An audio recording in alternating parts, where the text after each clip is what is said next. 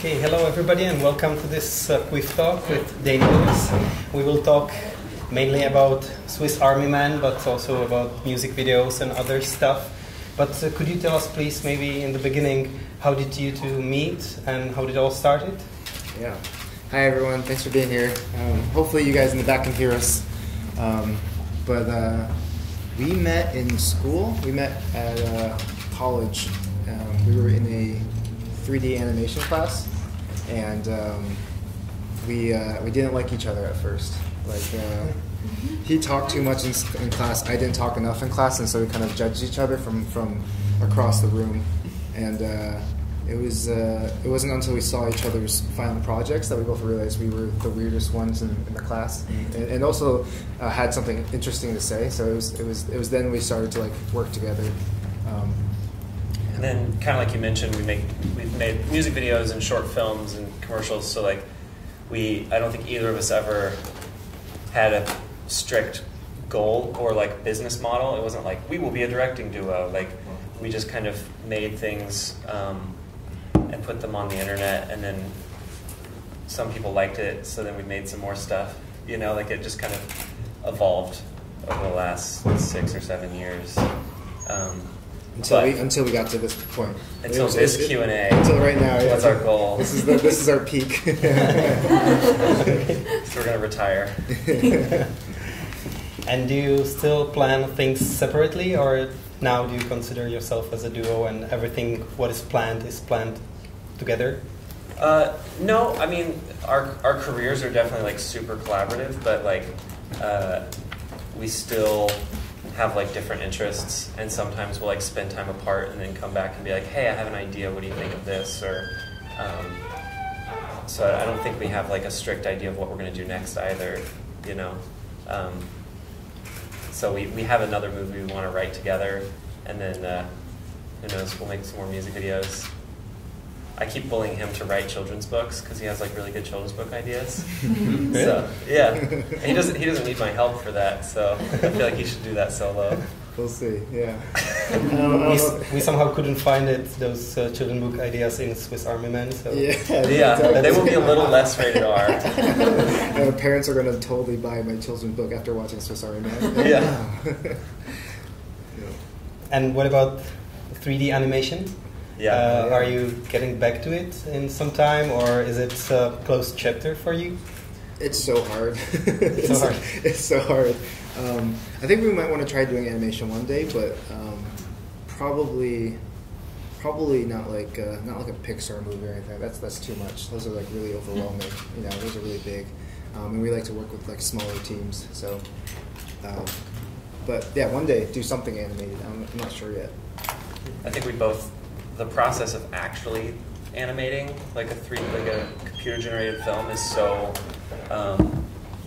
tedious. Like it can make you feel a little crazy, and neither of us like loved it, but we both learned a lot from it, and we still like use what we learned in it. But yeah, if any of you guys are in film school, take at least one animation class while you're there, because it's good to learn how to make a movie when you have control over everything. And then take like one acting class. One improv class. Or improv class. Yeah. Where like it's out of your control. Right. Yeah. So you did acting classes as well? Yeah. He was like an acting improv theater person, and I was like an animation design person. So it's like filmmaking when you have all the control, and filmmaking when you have no control. And kind of smash them together. So yeah. And does this 3D animation experience means for you also that you are more involved in the visual effects, for instance? Do you do it on your own? For sure. Yeah. It has less to do with 3D animation and more like he did a lot of motion graphics, like in After Effects specifically. And so when we first met, he taught me After Effects, and we made movies as he was teaching me. So like, because he didn't do much live action, so I was like, oh, what if we could film some people and put visual effects in there? So we kind of discovered our own visual effects techniques while working together. So on Swiss Army Man, we did half the effects, but the easy ones, and then we had a company, Method, did like the other half, but we tried to take some of the work off them because otherwise they would have said no. Yeah, it's like, because Daniel Radcliff every time he blinked, you have to remove his blinks, or every time he breathed, you have to remove his breaths. So we did a lot of that stuff. Mostly him, actually. He did most of that. Yeah, and then he did some of the like nightmare stuff where like, man, he's in the trees. It's really hard to kind of explain that to like a company, like what you want. There's a lot of experimentation. So like those sections, Dan could just kind of like go in After Effects and experiment and invent visual effects and be like, oh, maybe it like goes into Manny's eye, and then inside there's like another scene. Right. So he did a lot of those. Yeah, most visual effects these days, everything has to be planned to a T, and everyone has to follow that plan, and there's no room for discovery. And I think we like to do our own visual effects because we just like to see what we have and what we can invent and what makes sense. So it's a slightly different approach, but I don't know. It leads to really interesting discoveries. How many of you guys actually got a chance to see it today or earlier? Okay, so a couple of you guys did. Okay, cool. Just wanted to make sure we're not giving you guys spoilers or anything. We're going to spoil it for some people. Yeah, exactly. And is there someone who didn't like the film? Oh, there we go. Come at us. Let us know. That's okay. We want some notes. we can talk about that later. Yeah. Okay, no one. Good. That's a good sign. Yeah. Why would you come here if you don't just want to throw shit at us? What was your first music video? The first one we did is for an Icelandic band called FM Belfast, and the song is called Underwear, and it was just us experimenting with lots of visual effects. So it's a lot of people by themselves dancing, and then we kind of like experimented with different techniques. And so we're in it dancing, and it was like we made it for about $50, and didn't expect it to do that well online. The band's record had already come out like a year and a half earlier, and they didn't even ask for the music video. Like he asked them if we could do music video. It was like really just like out of nowhere. And then the internet liked it, and that video got us attention from a production company that represented music video directors, and we got our first paid music video like a month or two after it came out. And we both quit our jobs and flew to New York and shot a music video. It's pretty insane. Well, FM Belfast are quite well known internationally, so it was a good pick probably. Yeah. Or there were some other picks that were like turned down, or this was the first one and it was okay. It was the first one. I had made music videos for like friends in college and stuff, but it was when I asked them if I could make a video for them, Dan Kwan was moving to Los Angeles for an internship, and so like we were just friends, we weren't co-directors or anything, and I was like, hey, will you help with the effects and will you dance in it? And then it became like a co-directing thing, but it didn't start that way, when I first emailed them. So yeah, we got lucky for all sorts of reasons. Your most famous video is Turned Down for What, which is really like huge, and it's how old? 2014? 14? Yeah, only a couple of years old. Yeah, 2 years old. Yeah, or was it last year? No, it was 2014. Yeah. Okay. We can play it right now. Yeah. Cool. So it won't be from YouTube. Otherwise, it would be another from the 500 million views. Yeah. Right. We have a chance to see it from the DCP. Oh, so great. we will screen it and we can talk about it afterwards. Okay. Great. Yeah. Awesome. That's in a minute.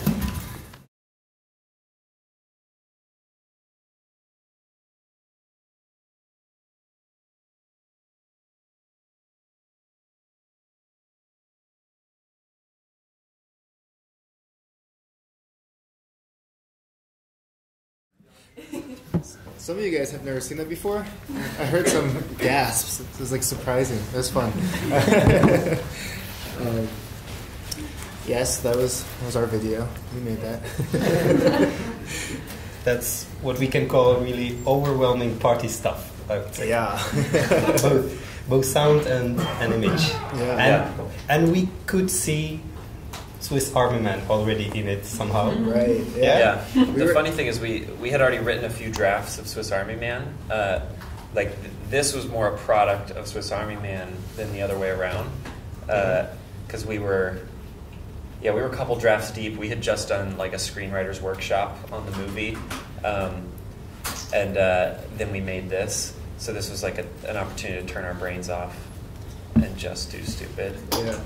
Yeah. we heard the song and we're like, this is the dumbest song we've ever been sent. But if we pitch them all of our dumb ideas that everyone else has rejected, and if they say yes, then we'll have to make it. It was almost like a dare, and we made it. And we made it as beautiful and as bold as possible. And we thought it was going to be like our last music video. We thought like no one would ever hire us again. But the opposite was true. You know, people really liked it. Even my mom came around. Eventually, my mom liked it. You know? At first she wasn't into it. Yeah. And how do you plan video like this? Like all the image, all the effects, all the fun in it, and editing and cooperating with the music, which is already prepared, done. Mm-hmm. Yeah. It was, it kind of like evolves as we work on it. So like at the beginning we wrote a treatment and sent it to the band and the record label, and it's pretty close, you know. There's certain big changes, like originally it was going to end with them falling through the floor into a Taco Bell, and everybody just eats Taco Bell to the music, and we just wanted to have like chalupas, like dribbling down people's chins and stuff, like just tons of product placement. But to get more money for the video. But we didn't go with that. But a lot of it was close, and then it's mostly just like we turn the music up really loud and we just yell ideas back and forth until we laugh. That's mostly what it is. And then once we have all those ideas, we try to find connections between them and figure out, okay, how does this all fit into the same spirit, and how do we organize it in a way that makes sense? Yeah, and then we just try to be ambitious, put as many things on the shot list as possible. We had 2 days to shoot this, so it was pretty fast. Just a lot of stuff to shoot in 2 days, a lot of visual effects and stunts and stuff like that. When you asked that question, one of the things I was thinking about is originally it took place in like a whole apartment, and then they'd fall down and go through a whole nother apartment, like a kitchen, bedroom, living room. And we were really struggling to find a location that we liked. The thought was we would redress the same apartment a few times so they'd be identical, like in a high-rise. And we were really worried. We were like very close to the shoot day before we came up with the idea of like, what if it was all just one room? So like the whole video is just one room, and then we redressed the walls and the props and stuff. And it like drastically changed the blocking and how we photographed it and everything. And it was a miracle, because otherwise, like he said, we had 2 days. We wouldn't have been able to finish in time, but like it made the whole thing work, which is, I feel like, an example of our process. Like things change a lot based on like what's around us. Yeah, convenience. We're just constantly trying to be ambitious and also like lazy. And what about those visual effects? I'm especially interested in the boobs effect and the penis effect. Are some of them mechanical? All of them. All of them. Well, no, well, I mean, they're all. The penis effect is just a broomstick. That's all. I'm the wiener. Yeah. It's just a broom that I just. So like I would hide behind the refrigerator and do it. And like there's no visual effects for the wiener. And then for the boobs, is actually so the Indian girl is one of our friends. The girl who's dancing, she's a friend from college, and we asked her if she'd be okay with puppeting the boobs. So it's actually the Indian girl is behind the mom, just doing this. We made like little boxing gloves out of a bra. So we put like 2 bras, and just like, and that was it. It's very lo-fi. I think we like to do things practically on set, because it's a lot more fun for everyone. Like the crew gets to watch, the actors get to respond to it, rather than doing things with visual effects and CG, because then you get to have authentic.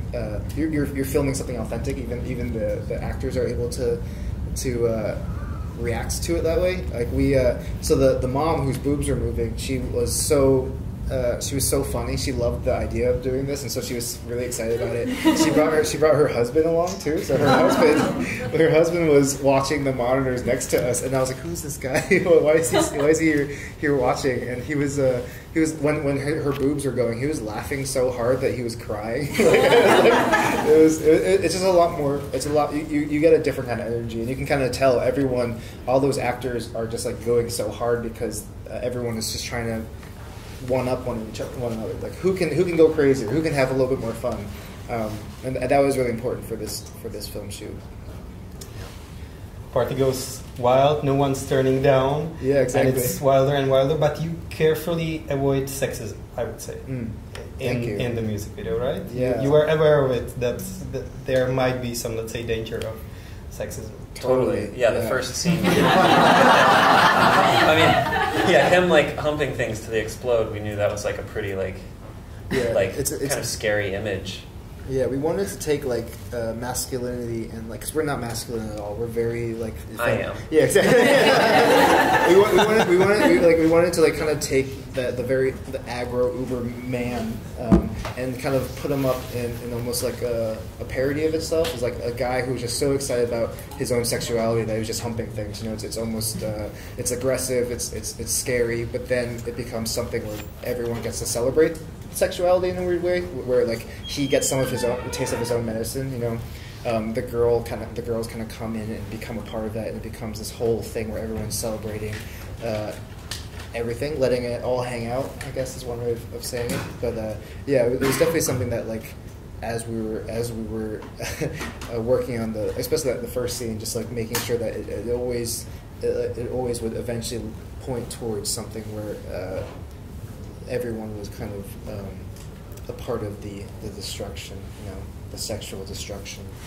That dance move where he's on the ground and then she's like slamming her butt into his face. That's like a real dance craze in Brazil. It's called Surdo de Bunda. Yeah. Yeah, where like guys go up on stage and then girls just slam their butts like really hard. It looks like the guys are going to pass out. Yeah, their faces turn red. It's like very aggressive. It's a really weird thing where the females take their sexuality and turn it into like almost a weapon. Yeah, and the guys are so into it, and the girls are so into it. And it's such a bizarre thing. They go on stage, and it's really terrifying to watch. But like we thought that was a really interesting thing to kind of put on in the music video, because normally it's the other way around in hip hop videos. You know, it's only the guys who get to be the super hard and sexualized ones.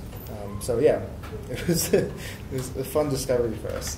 Yeah. We can now move on to your short films. We prepared 3 more shorts, so one after another we can play it and comment on it. First one would be Houdini, film named after that famous magician. It's actually a music video. That one is a music video. Yeah, okay. But it has a narrative, so I guess you could call it a short film. But yeah. Okay, so let's play it and discuss it afterwards. Okay, cool. Yeah, awesome.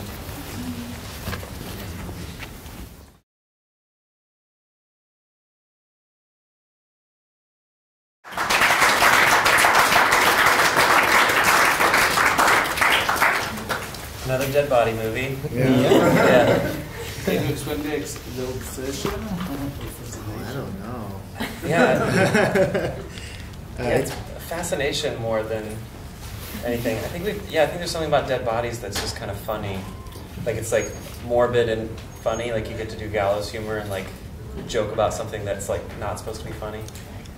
Charlie Kaufman earlier this week was talking about how we're all puppets, and I think that's something that definitely resonates with us as well. You know, we're just a bunch of chemicals in our brains that kind of tell us what to do, and those chemicals came from, you know, who knows where. You know, it's like a chain reaction that kind of has led to us here saying what we're saying, doing what we're doing.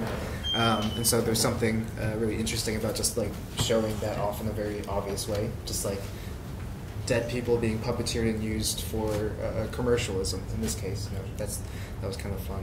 I mean, this idea mostly came from the fact that we were doing a lot of music videos and people kept asking us to do like, oh, do a performance video, do like a cool performance video of the band rocking out. With cool visual effects. Yeah, and we're like, I don't want to do that. That sounds so boring. So we kept pitching different ideas where we wanted to kill the band. Yeah. And then everybody kept saying no, and then we combined the two, and we're like, oh, what if we kill them, then do a performance video? Right. Like, that'll be fun. Yeah. And it's pretty subversive to like music business. Yeah, I think so. The funny thing about that is like we thought we were just like screwing around and making fun of the music business, but then what ended up happening was when we shot this video, the band Foster People was like kind of big, and then the video didn't come out for like almost a year because for a lot of different reasons. And the band got really huge, and like so by the time this video came out, they were actually pretty big, like in the video, and they even like at one point Mark Foster wore all white, kind of like our video, so it almost like life was imitating art in a really weird way. And then like and some people were like saying that they had like sold out, right? So then the video was like extra meaningful, right? Yeah, and it's also like it's really weird because we're making fun of the music industry, but then also. This was our first video to get nominated for a Grammy, so we ended up getting like the industry was really into it. They love being made fun of. So, if you guys ever want to make it big, just make fun of the industry, and then you'll love it. Yeah, rebellion is part of the game. Yeah, for sure. Are you afraid of death? Do you think about this? Not at all. Wow, I mean, good question. Yes, but I don't think. I think joking around about it makes it less scary. Like that's like in some ways like there's a therapeutic side to like making comedies, but trying to make comedies with like heart and like darkness in there. Where like if you can, I feel like that's a kind of film going experience that I love when like a movie can like point its finger at something I'm scared of and then like allow me to laugh at it, or point its finger at something I hate, or like some injustice in the world, and then, but still find beauty in life, you know. So I think that's a recurring thing we do. We just put something that really upsets us in a movie, and then try to laugh at it, and then try to laugh, you know, without being dishonest to the darkness, you know. Is there anything you like argue about? You do not agree with each other regarding filming, your own opinions, what is important for you? Yeah, all the time. Yeah, our process is like constant, debate. So like that video, for example, was like the scariest music video shoot like we had ever done up to that point, and like that was less than 2 days actually of shooting, so it was like pretty intense. Like a lot of stuff to do in less than 2 days. Big crowd because we only had the venue for like less than a full day. Yeah. So like that one, the week up to it, like we argued more than we had ever argued, and like I almost thought the video was gonna be a disaster because of it, you know, like because the day before the shoot we were like, I was so convinced we wouldn't be able to get it all done, and I was like, if we don't get some of this, the whole thing falls apart. Like the whole thing is a linear story. So like if you don't shoot, you know, a scene, it's a bust. But it actually led to like a really kind of fun shoot because we were by the time we shot we were on the same page. Yeah, we try to fight as much as possible before the shoot day so that the kids don't watch the parents fight, so to speak, and then ideally we just like, you know, double team the shoot day, just try to get as much stuff as possible. How many setups was that on the first day? It was like 70 something. Yeah, it was like 70 something camera setups, and that was like it was insane just in one day. I'm trying to think like if there's big picture. The way you asked the question made me think like, are there big picture things we disagree on? I mean, that was in a nutshell. Like, I'm always fighting for more. Like, I want to film as much as possible and get in like, all the things I can. And he's always fighting for efficiency. And those two, like I want to make sure that everything is like exceptional and good and exciting. And he wants to make sure that it's possible. You know, because we come from music videos and there's no money in music videos. It's very low budget. So it's like those two things combined. I think we're always trying to do something that is like within our means, you know, within our budgets and within our resources, but then also something that is still special and still held to a, you know, high standard. Right? Sometimes I think, yeah, that's one thing. Yeah. Sometimes I think I'm more cynical than you. That like when we brainstorm an idea, I'm constantly trying to like make fun of like society more. You know, like I'm like, okay, so that sincere thing is true, but like we have to acknowledge the elephant in the room that like that also life is stupid, or you know, or like governments are, or like music industry or whatever. You know, like.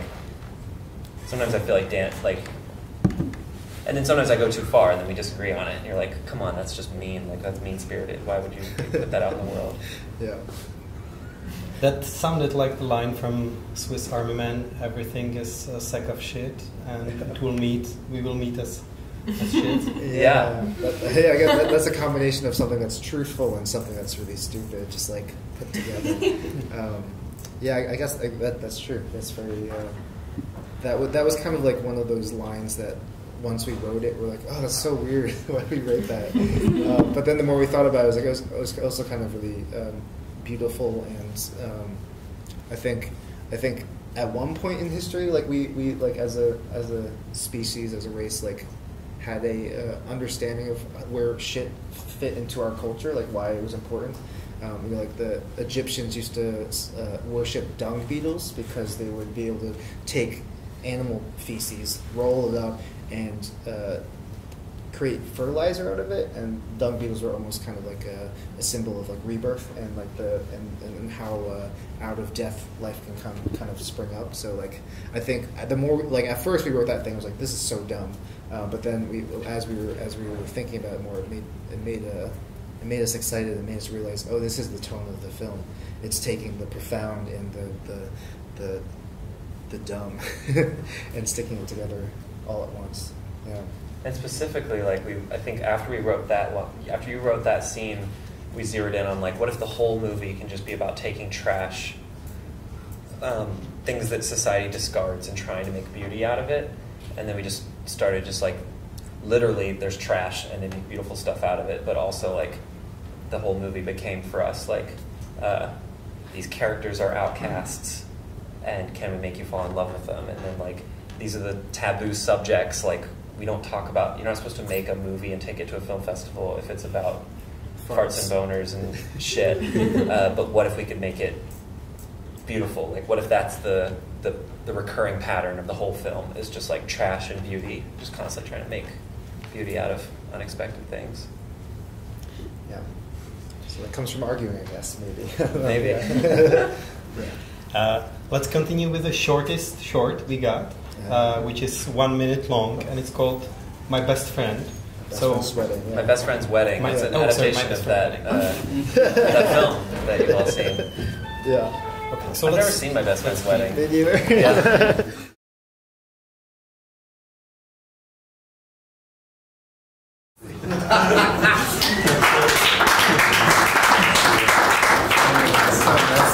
Take a bow. Beautiful performances. That's funny. Yeah, every now and then, after doing like a bunch of commercials or big budget things, we want to just do something that's 100% our own. Like no money, just us, just to remind us why we're making things and just to see what happens. And so this was one of our earlier ones. This was from like 2011, I think. So it was a little while ago, and it was just us two and a friend shooting it in a park. We shot it in an hour. It was like pretty. It was very fast. It was very fast. It was like one sunset. We were just like shooting. And we just wanted to, again, make something really stupid, but also just like kind of sweet too. You know, like a guy's trying to get over his fear of commitment and instead sweats to death. You know? I don't know what it means. But how was it originally going to end? He was going to go to a chapel, like he was going to get to her or something, and then. I remember. Yeah, we went through a lot of endings. Yeah. Just think about like how much we argued over that movie. You know? Right. So I think we started doing these, and then these things started getting bigger because people were like, "Oh, these are kind of funny. What are these things?" we kept doing them until we made Swiss Army Man. Swiss Army Man's kind of like the last version of these really silly small 2-man things that we were doing. At one point when we were writing Swiss Army Man, we thought maybe we would be the actors in it. Really good thing we got Paul Dano and Daniela Radcliff instead. Yeah. What a cast for a first feature film. Yeah. Crazy. Yeah. Yeah, we're very lucky. They both just liked the script, so like it was surprisingly easy, getting them on board. And I think there was something that not only were we big fans, but we also thought there was something especially funny about like these like really incredible pedigreed famous actors being in our fart movie, because we felt like it added like a cognitive dissonance to the film.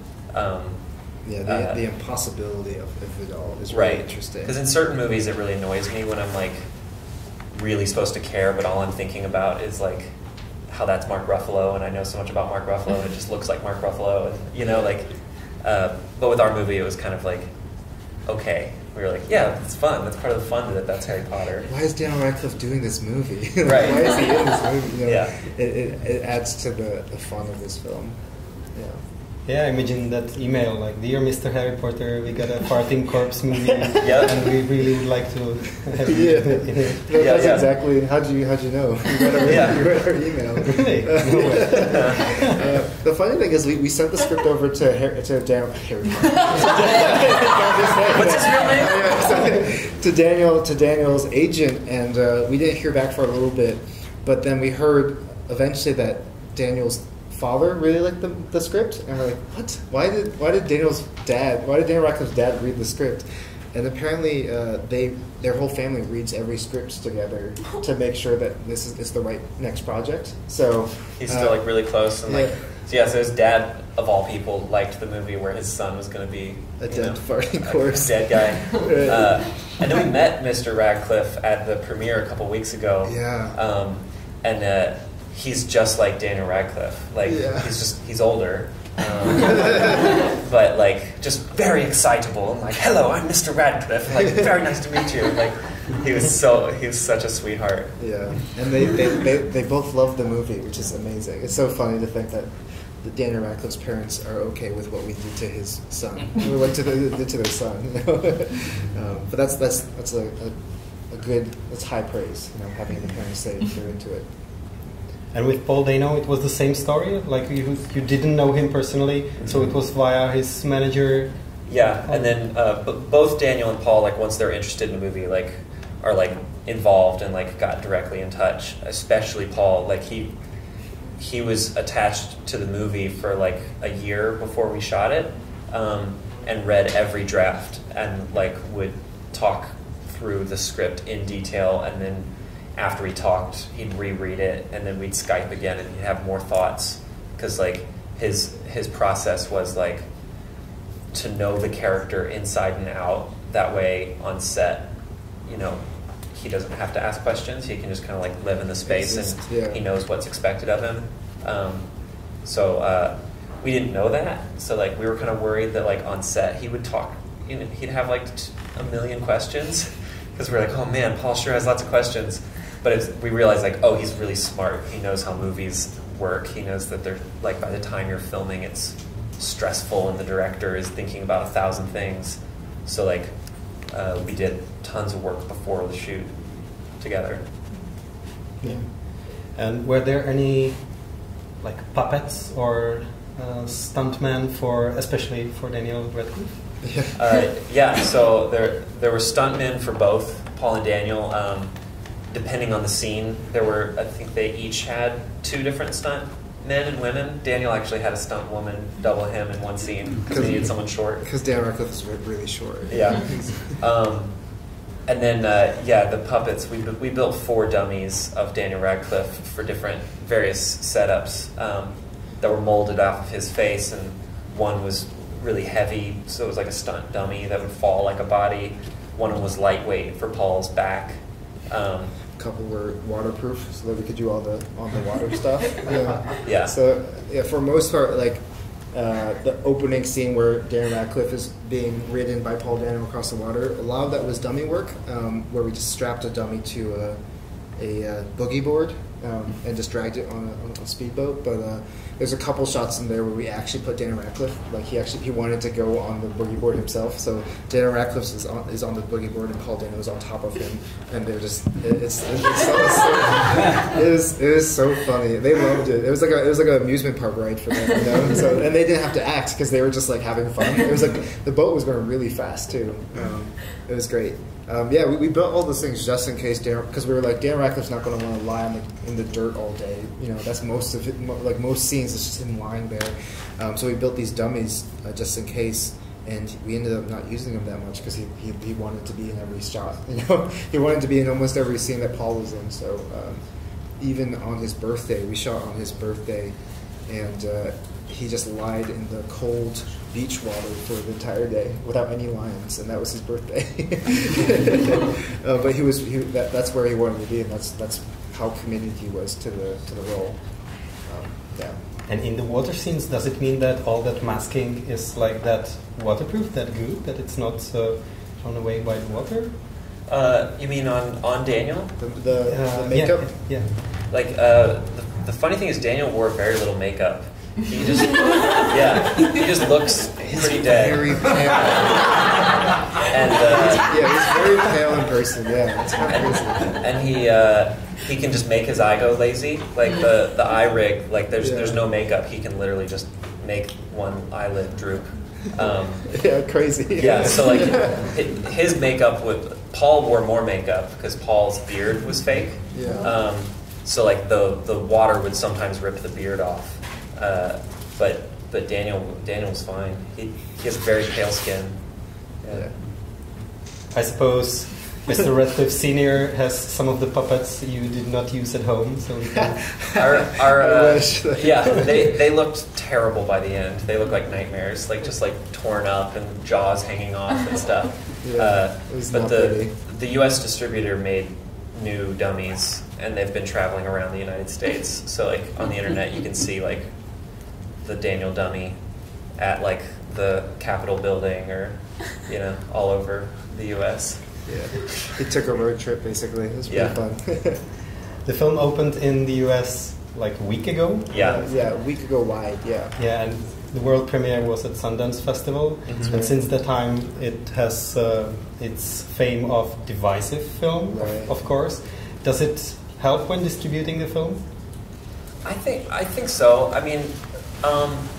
Or how is it doing, basically? It's doing great. I think like part of the reason so much of our short form content is so crazy is because that works online. You know, like you want to come up with an idea that's bold enough that people will sit up, pay attention, and share it and stuff. And so we knew that we had that was going to happen with this movie too. You know, we were like, oh, it's a farting corpse, like, and it stars Harry Potter. Like, Reddit.com will like that, and so that's been really helpful. And then the divisive thing, there was a lot of misinformation coming out of Sundance about like how divisive it was or how many people walked out, which then made the fact that a lot of people really loved it feel kind of like a rags to riches story, like the people who loved it were fighting this opinion that like everyone hated it, and then like generally the reception to the actual film has been so nice. We didn't intend to make a mean movie that would like aggressively upset people. If anything, we wanted to make something with weird content that was really accessible, that anybody could like, and that's happening, some. Yeah. Those are our favorite reviews, are when someone we don't expect to like it loves it. Right. Or even a couple of reviewers since Sundance, right out of Sundance, they said they really hated it, thought it was trash, and then since then have gotten a chance to rewatch it and have redone their reviews, which was actually really cool. I don't think those are like that's the best review that you can get. I know, exactly. Like, who wants a good review when you can have a bad review that becomes good because the reviewer learned something about themselves? Right, it's like, great. That's awesome. Yeah. So it's been really interesting. If nothing else, people were talking, and that's cool, and that's been fun. But I don't think we go for divisiveness. That's never the goal. But it helped this movie for sure.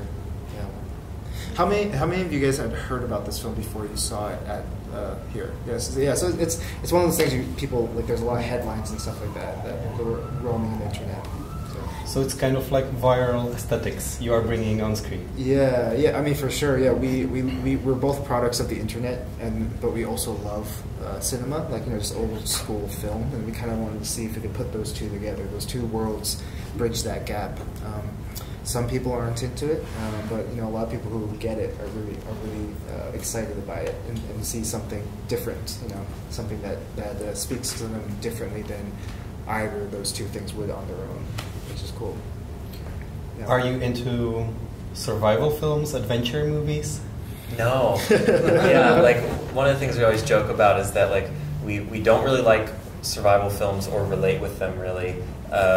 We don't really like a cappella music or the whole score's a cappella, yeah. Or musicals really.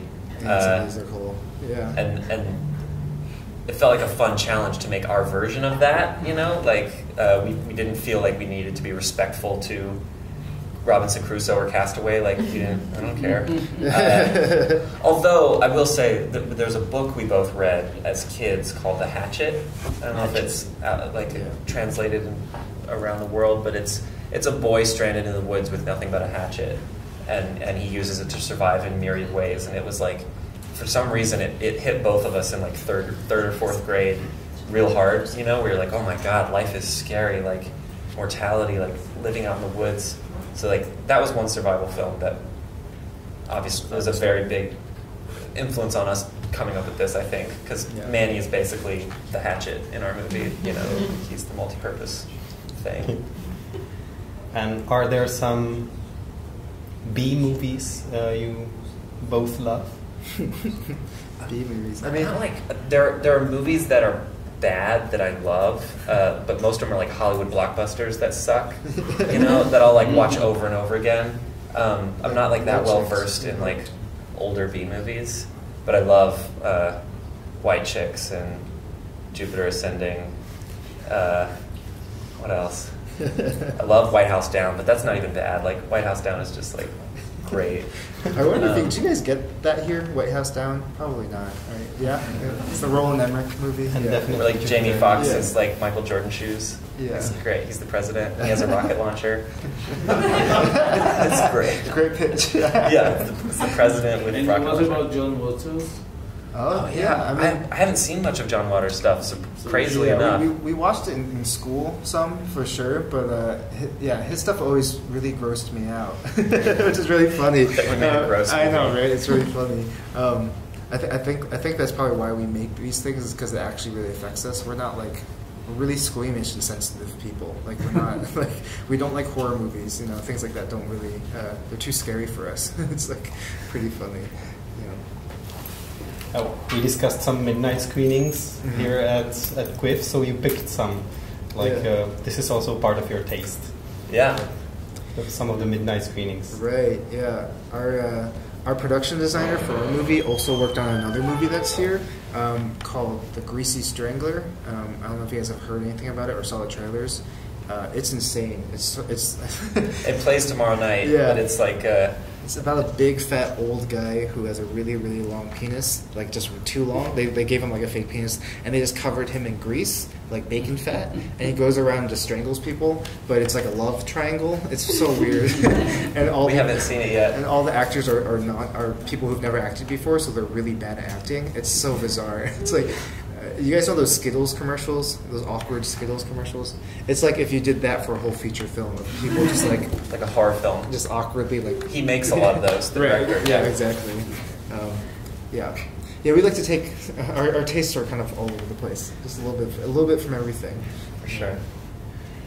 How do you work with emotions in the film? Because the film is quite we can call it a fight for some emotion or self-recognizing of the character and showing pure emotions. And at the same time, it's a film, again, about farting and vomiting and all this stuff. So it's a like big story of not showing emotions in the film itself. Yeah. I think people are, the first time people work with us, they're always surprised when they read the script and then they show up to set and that we take it so seriously. I think, but that ultimately that's funnier to us and more fun, you know, like honest, I think too. Yeah, we kind of love treating, even though the initial idea is a joke, we love treating all of our movies with like with honesty and trying to get like genuine emotions in there, you know. Yeah, I think we have, as humans, we've labeled emotions so we don't go crazy. You know, if I felt sadness, I didn't know anyone else felt it, and there was no name for it, I would go crazy, being like, what is this sickness I feel, you know? And I think it's really great that we have sadness, we have happiness, we have bittersweet, we have nostalgia. We've named all these things so that we don't feel like we're going crazy.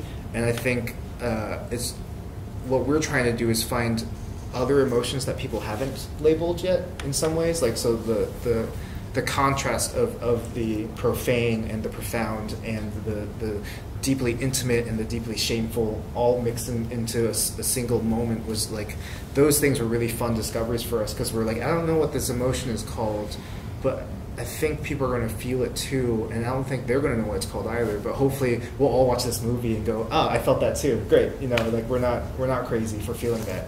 And I think it makes some people uncomfortable to be like, what are they trying to do here tonally? What is this emotion they're going for? But it's exciting for us to see what else we can feel as a human, you know. Hope that makes sense. Yeah.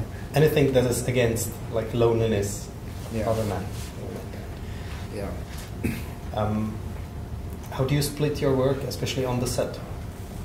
One of you is more working with actors, the other one taking care of, I don't know, effects or camera work or whatever. Or it really depends. Like, I mean, early on it was much more divided, but like really it's about like who's more interested in doing a certain thing. Like passion kind of wins the day.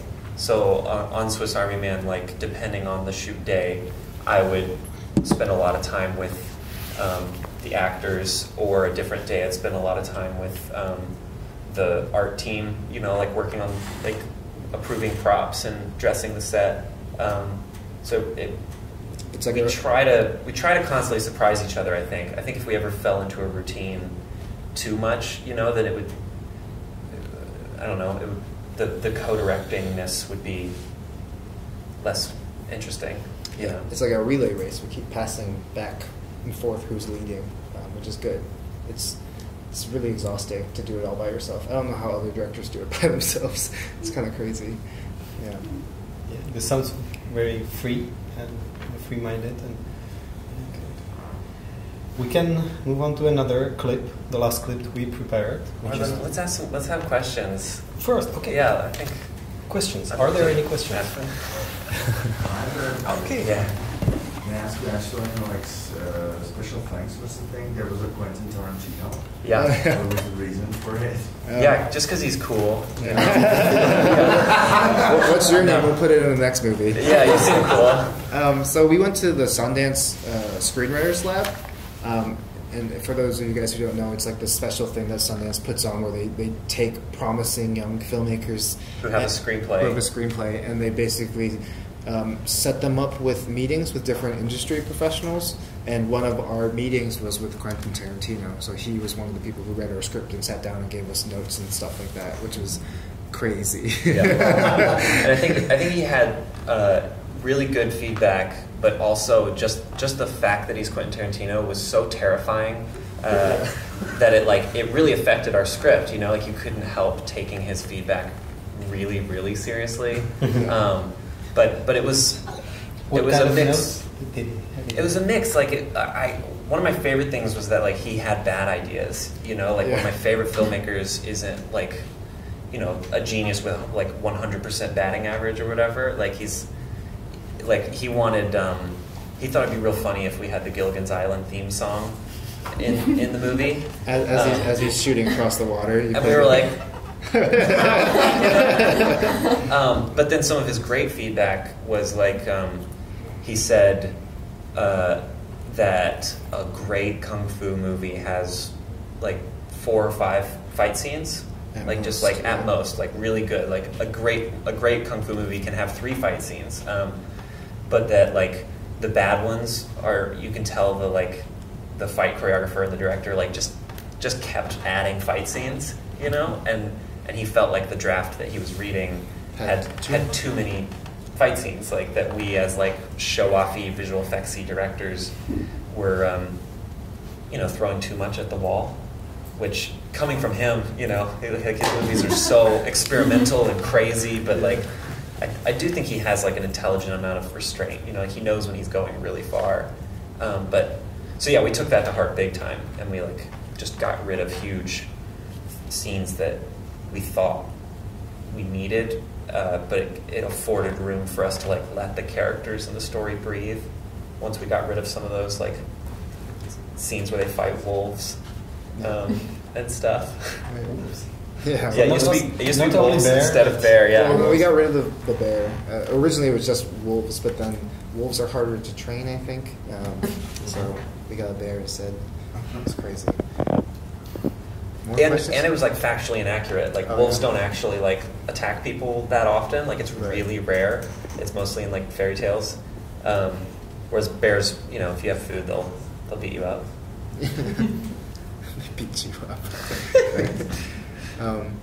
Cool. A couple more questions. I got a question, right? Yeah. So I was wondering, you mentioned the a cappella like music in it, and I thought that was really interesting because it made it like really genre bending in some ways. Like you were saying, like it wasn't like this adventure film, and like the Cotton Eye Joe song, for example. Like, where did you get this idea? Is it because you've worked with music a lot, or? Yeah. Well, we definitely work with music a lot, and that's how we brainstorm, is through music. But I think for this story in particular, we were like, oh, if you were stranded in the middle of nowhere, if you were isolated, what would be going through your head? What kind of music would you be hearing? We thought, oh, that's interesting. We all have songs stuck in our head all the time. If that was the basis of the score, that would be really cool. And so we just kind of went from there. We knew that we wanted most of the score to be sung by our actors, and we wanted a lot of the same themes and melodies kind of repeat over and over again. And then Cotton Eye Joe is just like, it felt like a truthful thing to put in a terrible song in the movie. So we put in Cotton Eye Joe, and then just like everything else in the movie, we wanted to take this trash and make it beautiful. So we decided to take take that terrible song and reappropriate it and make it something nostalgic almost, for at least for our dead body. It's something that's the only song he knows, you know. So yeah. Yeah, a lot of times when we're writing, we come at it kind of from a selfish point of view, where we're like, do I want to make that movie? And so like very early on, like before we wrote a single draft, we had to get excited about all the pieces. And so like from the very beginning, we were like, oh wow, I'm excited about him building sets using sticks and garbage, and I'm excited about him creating the score. Those will give us those felt like aesthetic opportunities that we wouldn't, you know, get bored with, and a chance to use the music to develop your character. So it was, yeah.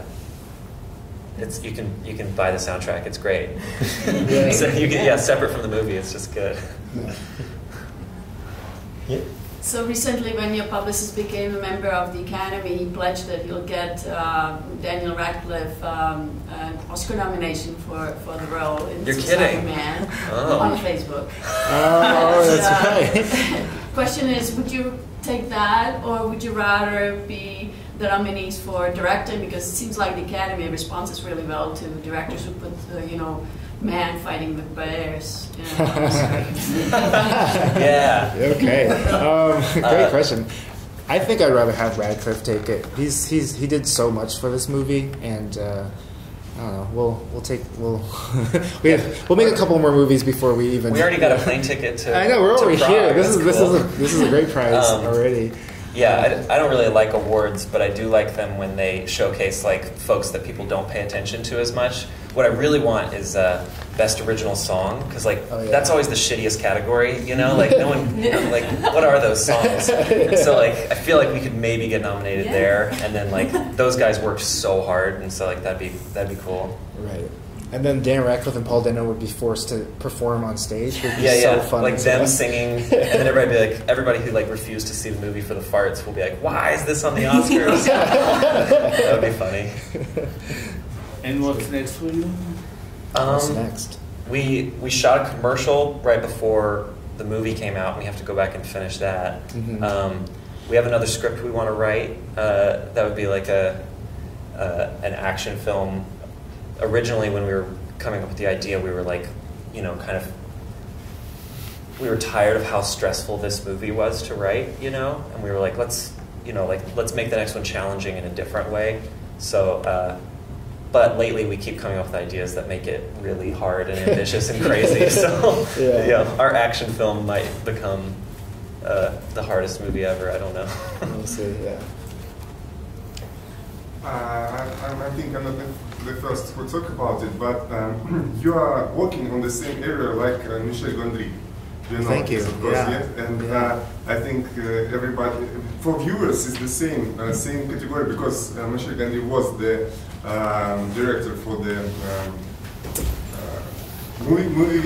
music videos, and the same. They came to the big movies and make all these practical effects, naive little handmade stuff, and other things. What do you think about this? That you are the same category? I hope he's not mad. We just ripped him off. Sorry, Michelle. In some ways, we felt like, you know, Castaway is interesting because Castaway is just Tom Hanks, a normal guy straight in the middle of nowhere. We wanted to see what it felt like if someone from like 2016 who watched Michel Gondry movies and who grew up watching and ingesting the same things we did, what would happen if they became isolated, and just like see what that would look like. And so I think that's part of the reason why a lot of that stuff is in there, and why you recognized it. But we also grew up watching Michel Gondry, Spike Jonze, David Fincher, all that stuff, like all those really bold directors who are doing crazy, risky things. And I feel like, at least in America, not many people are able to do that anymore, and we just felt like this was a really fun opportunity for us to bring some of that magic back into filmmaking. Because we love like really quiet films. You know, really small films are really beautiful and hard.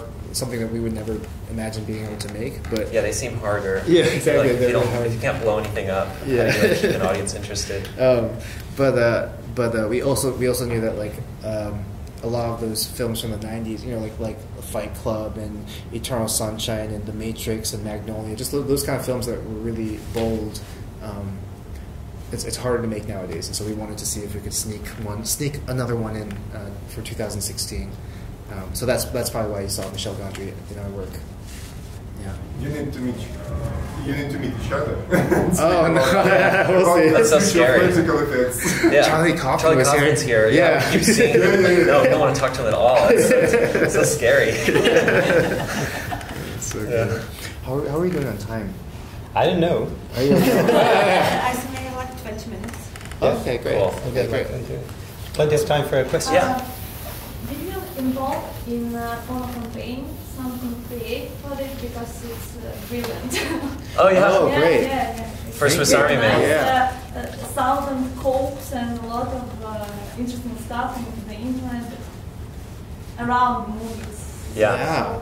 Yeah, we consulted, but that's it. You know, like barely. Yeah. A lot of it was the distribution company, A24. A24 is so good. So they kind of met with us and talked about ideas, but I think they just drew inspiration from the movie for the most part.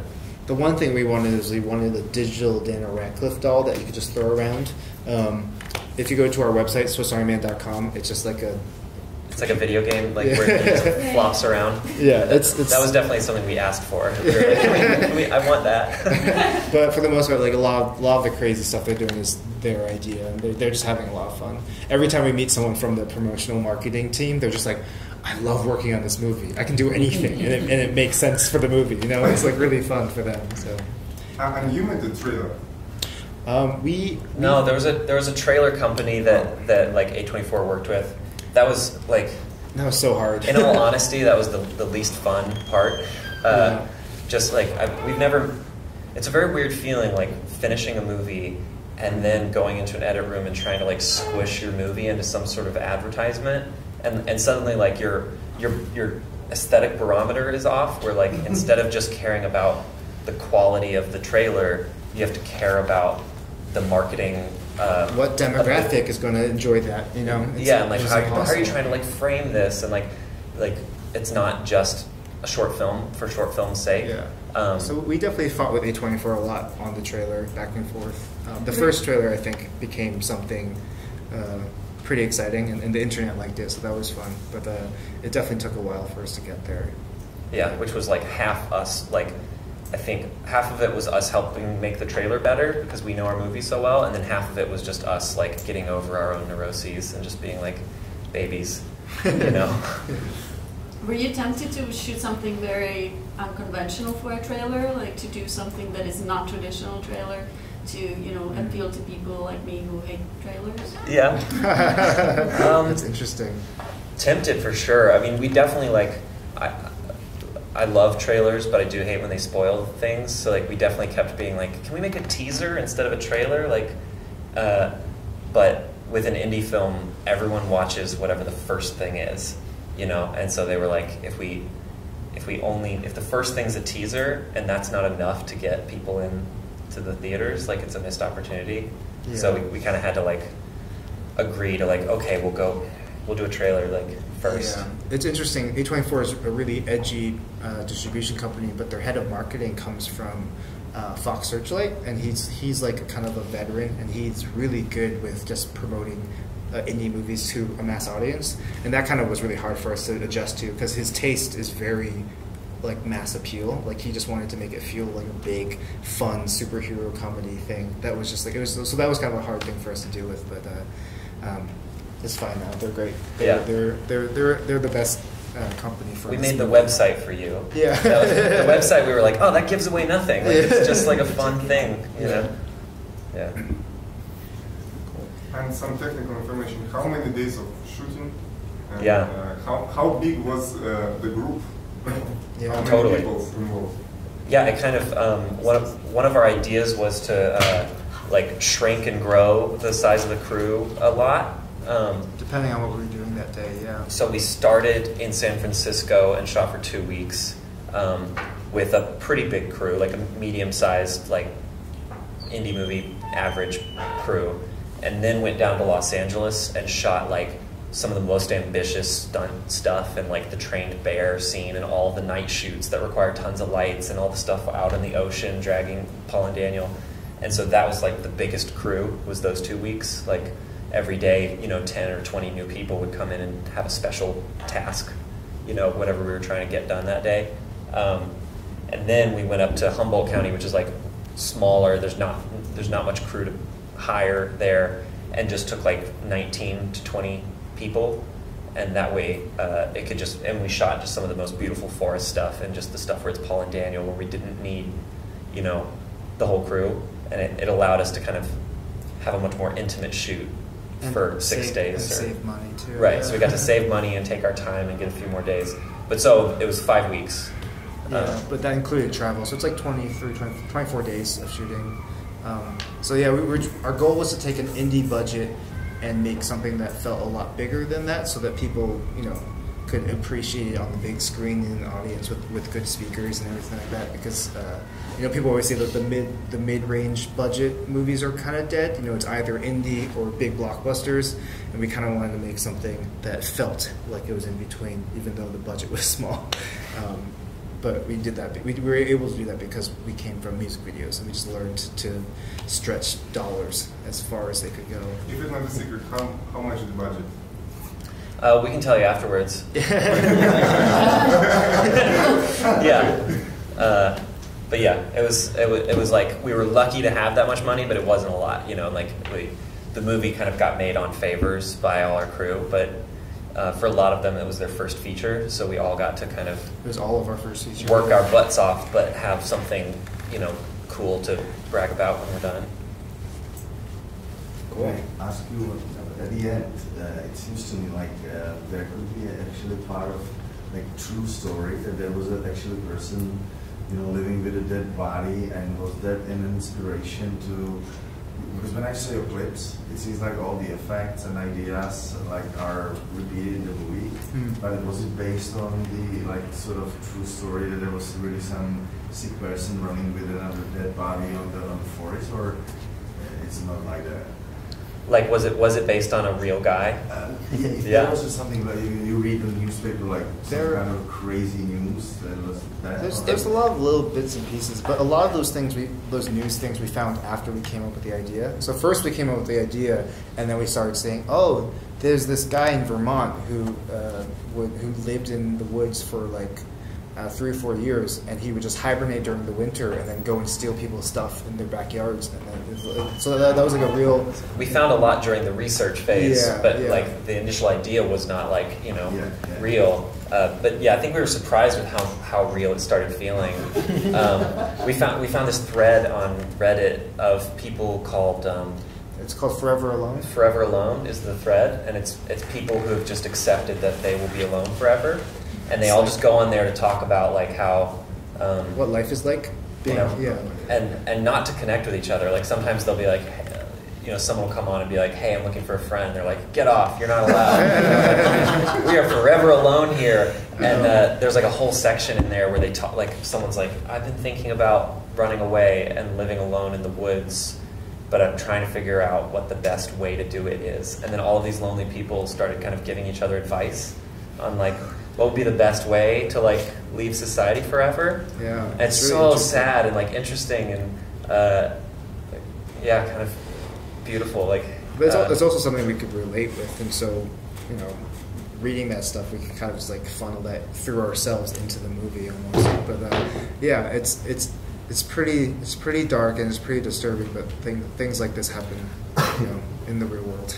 Yeah, I think the only thing that corpse related that it was based on that's real is just the fact that corpses really do like jiggle and fart and like do unpredictable things. Yeah, and apparently they make gasping noises all the time. Just air is always leaving their body, so they're always going.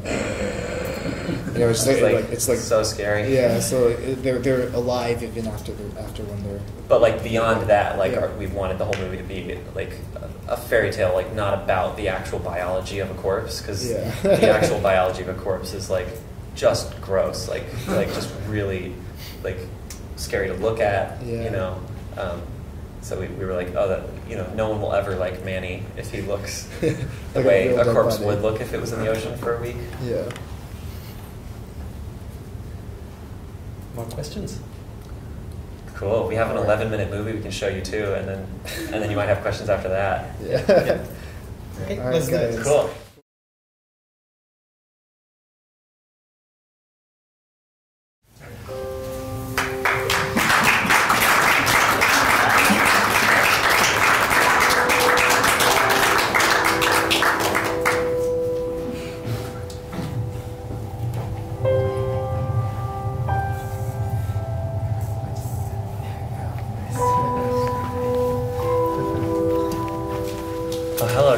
Okay. Man, I feel like we've gone through so much together. Thanks for sticking out, guys. We're just going to hang out here for a little bit, and if you guys have any questions, feel free to ask. If you want to go. But yeah, we're excited that you guys still are here. More questions? About anything. About movies, about life. About weird things that happen every day? Yeah, weird things that happen every day. Can I ask how much the bloodsucker scene kind of, you know, reflects your relationship?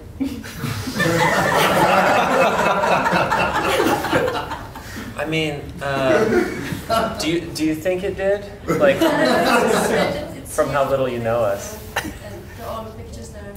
Yeah. Close relationship. For sure. I mean, those pictures are actually all real pictures. Yeah, we didn't take those for the movie. Those are we just went through Facebook and found pictures we liked. So. Yeah, I mean, I think we wrote the characters to be like really bro-y, you know, like we don't put our butts in each other's faces, you know. But I will say, but the metaphor is interesting. Where like most of the time, one of us will pitch a bad joke, and we'll both laugh at it, and then we'll be like, "Let's not do that. That's a bad idea." But then instead, what we do is we like dedicate our lives to it and make it our livelihood. You know, it's like we kind of go the opposite direction of not doing it. We go 100% into it. So it's like, I stick my butt in your face, and you're like, ha ha ha, that's funny. And then I say no, but I get sucked in by it, anyways, whether I like it or not. And then on that journey of getting sucked in, we learn a lot about ourselves. We fight it, and we're like, no, but then we end up learning something. Which is genuinely true. That, like, I mean, there's something really funny about like staring really hard at like a weird idea. No, that was not funny. Staring at his butt. But like staring really hard at like your craziest idea. Like, what is like the craziest thing you ever thought, like considered, like, oh, I'll do that. And then trying to figure out like what you can learn about yourself, you know, by like, I don't know, by staring at it and talking about it. And, it's like weird dream therapy almost. Right, yeah, like the way Freud would analyze a dream and then like come up with some sort of statement about like what kind of person you are. We almost do that with jokes, you know, which wasn't your question, but I think that is what, in some ways, that's what Buttsuckers represents, or it's our creative that's the story process, behind the story. I mean, Buttsuckers is one of our earliest ideas ever, and we just held on to it for so long because there was no reason to make it. We're like, this is the worst idea. we should never make this until it made sense. So yeah, the kind of like theme of Interesting Ball is like, you know, that there's a million themes. There's a million themes. I mean, it's kind of just like a weird stew, but like one of them is just like we called it our theory of weird. Like why do weird things exist in the universe, and like the kind of thing that the older Asian gentleman is talking about of like that these ideas are inevitable. Like in the chaotic universe, like crazy things have to happen at some point mathematically. So why not now?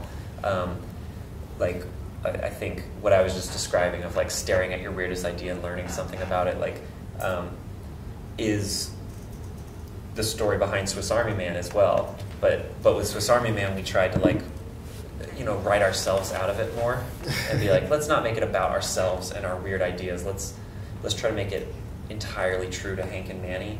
And then behind the scenes at Q&As at Cola Rivari, we can talk about like, you know, the process. But this one's really about the process, sort of, you know. One of the anecdotes we always tell about Interesting Ball, or like why it exists, is that these really are rejected ideas. Like most of those vignettes, in one way or another, we pitched and got turned down, or someone else did. So like the bros sticking together was an idea that his roommates had, and their music video directors. They pitched to Skrillex, and Skrillex didn't want it. Yeah, so originally it was like Skrillex steals the girlfriend from a bro, and then him and all his bros turn into a bro former and chase Skrillex. Yeah. And we always loved it. And then we also thought there was something really beautiful about that idea getting rejected, and then like, what if we could stick it into this movie? Yeah. So this whole film is orphans, ideas that have been orphaned that we decided to put out into the world anyways. So yeah. It's an interesting exercise. Sorry, we talk way too much. It just happens. You ask one question and we keep going. Any more other questions? Maybe you can recreate these in Burning Man, you know, next time. Oh yeah. We'll make it a giant Burning Man with a lot of little Burning Men. Yeah. Yeah, the pro former Burning Man. I've never been to Burning Bro. Yeah. Okay. Well, cool.